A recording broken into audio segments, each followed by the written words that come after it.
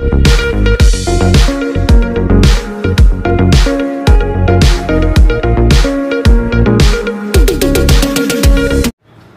जिल्ह्यात नुकतीच लोकसभा निवडणूक ही काही किरकोळ घटना वगळता अत्यंत शांततेत पार पडली।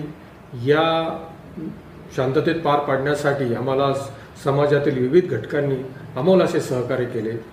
परंतु निवडणुकीनंतर काही विघ्नसंतोषी लोक निवडणुकीच्या अनुषंगाने वेगवेगळ्या जातींमध्ये तेढ निर्माण व्हावी किंवा धार्मिक तेढ निर्माण व्हावी या दृष्टीने सोशल मीडियावर काही भडक पोस्ट करत आहेत।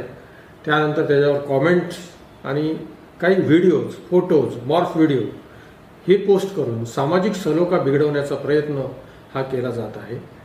आमची सायबर टीम, आमचे जे सायबर ब्रँच आहे ही यावर लक्ष ठेवून आहेच। तसंच आपला बीड जिल्हा जो आहे तो वारकरी संप्रदायाचा जिल्हा आहे।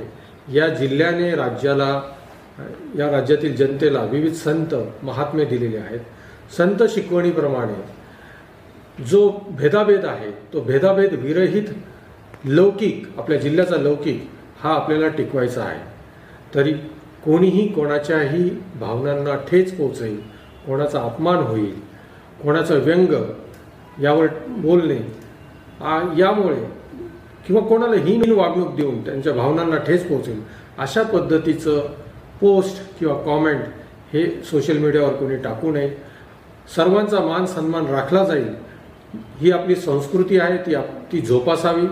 जर कोणी अशा पद्धतीच्या ऑब्जेक्शनेबल पोस्ट सोशल मीडियावर अपलोड करेल तर त्यावर कडक कारवाई केली जाईल।